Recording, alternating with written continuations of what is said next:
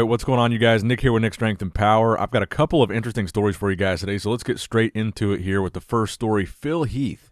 Phil Heath has been relatively quiet throughout his Olympia prep ever since he announced that he would be making a comeback to the 2020 Mr. Olympia after skipping the 2019 Olympia and losing his title to Sean Roden at the 2018 Mr. Olympia. So we have not seen or heard much of anything from Phil Heath until yesterday. Yesterday, Phil broke his silence and not only did an interview with MD, but he also posted a training video, which he has not posted pretty much for the duration of his prep for the Olympia. So let's talk about the training video first. And this is kind of a little bit of a stretch because really you can't see much. He's wearing a hoodie. You can kind of see what his arms looks like. He's doing some bicep curls. You kind of can see the shape of his muscle, but you really can't tell much. Some people who were DMing this to me were saying you can see vascularity in his triceps faintly through his hoodie, and they were saying that's a good sign. Towards the very end of the video, if you freeze the frame, you can see a picture of him in a tank top. I don't know if that's recent or not, but he does say in the caption of this post that this is a relatively recent training video.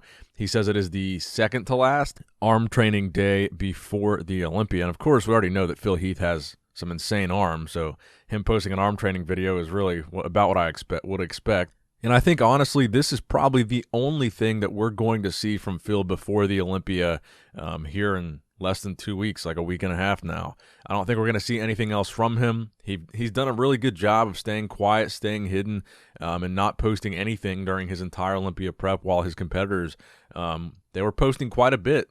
So like he says in his MD interview, I guess it does take a little bit of discipline to not post when you see what everybody else is posting frequently. So I have a feeling this arm training video is going to be like the only glimpse we get to see of Phil before the Olympia. And he makes a good point that he wants to give the fans a show because the fans will be buying a pay-per-view. He wants them to see something that they have not seen yet.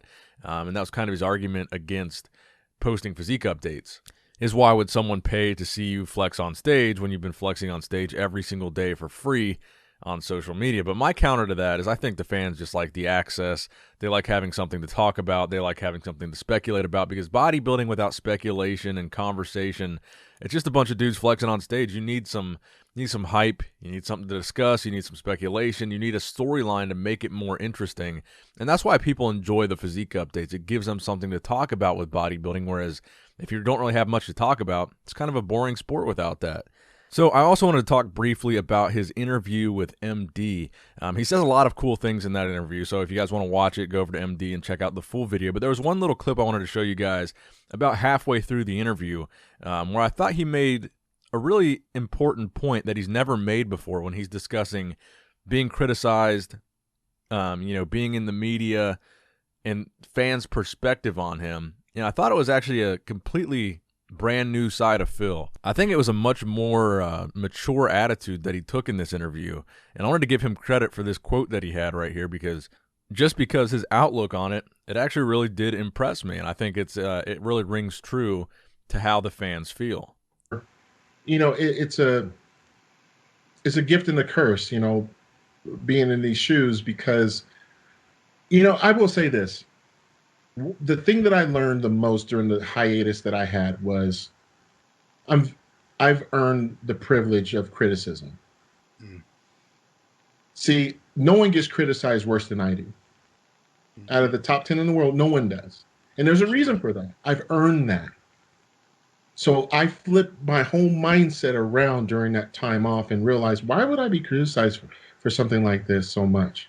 Why would people do clickbait stories about me so much? Why would people emphasize something that is so minute?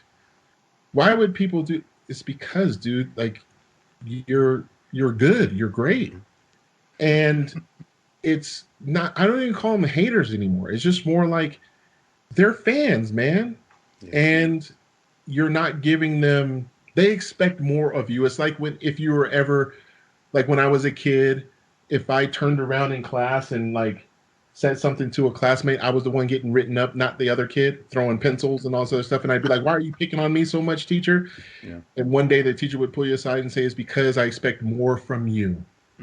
Yeah. That's the fans. They expect more from me.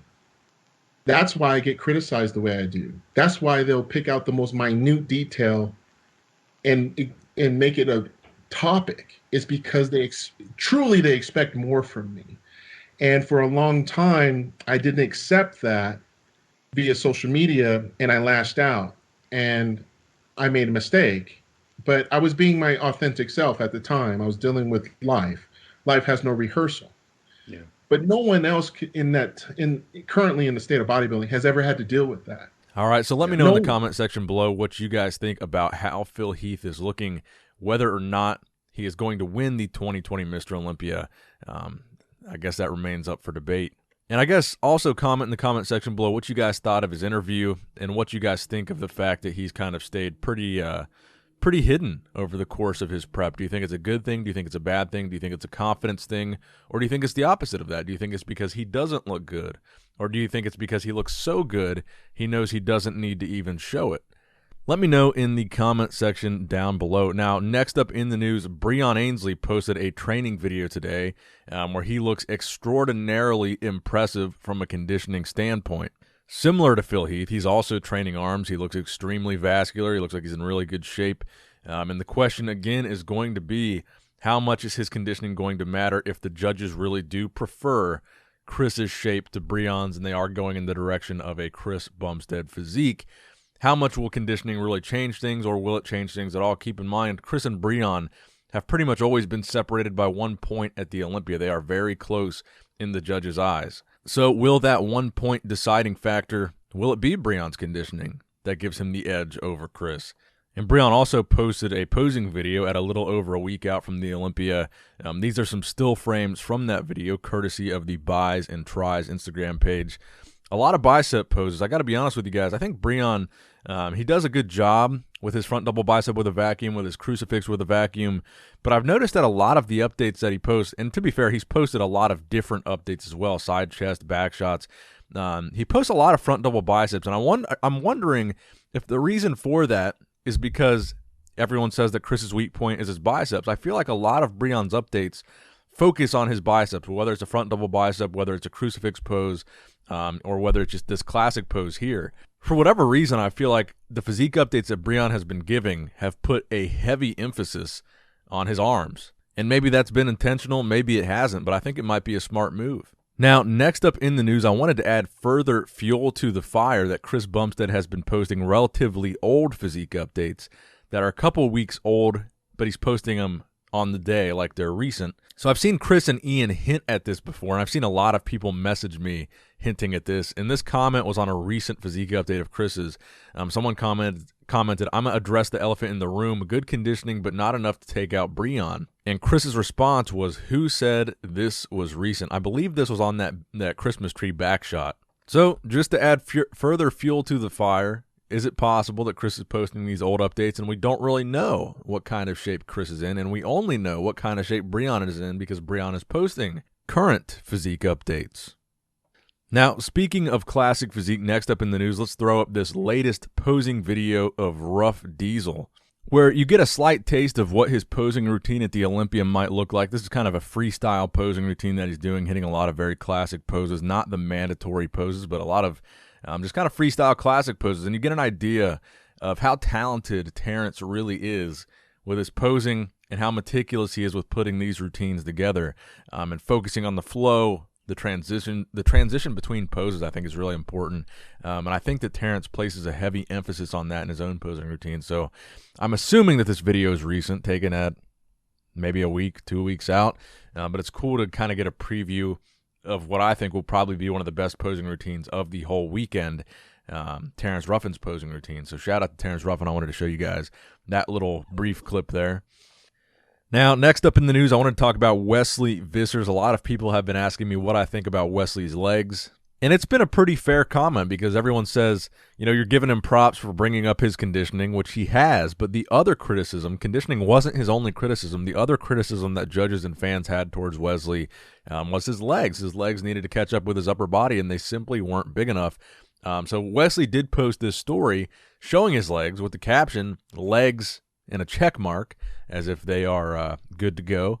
So honestly, based on what Wesley has shown of his legs, I can't really make a judgment call on whether they're improved or not. You really just can't see enough of them. So I can look at his conditioning and say, like this picture he posted, I guess this was today too, this kind of a classic pose here. Like this picture he posted, even though he's wearing a tank top and he's not showing his entire body, these are the kind of pictures that you can just tell that he's going to be in really good shape. I mean, you can see striations in his tricep, vascularity in his tricep. You can just see how tight and thin the skin on his muscle is because he's in such good shape, even in a pose like this where you can't see, like I said, the rest of his physique. You can just tell what kind of crazy shape he's in. But he's not really showing enough of his legs to make a judgment call on how they're looking, whether they're improved or not. So I guess we're going to have to wait till the day of the show to see whether or not his legs have caught up. Oh, and also, just for the meme of it, here is a Wesley Vissers death face at around 2 weeks out. And that is going to wrap it up for the video today, guys. I hope you did, in fact, enjoy it. Please give it a thumbs up if you did enjoy it. Please subscribe to this channel. If you have not subscribed yet already, as always, I love you guys. I appreciate you guys. Nick Strength and Power, signing out.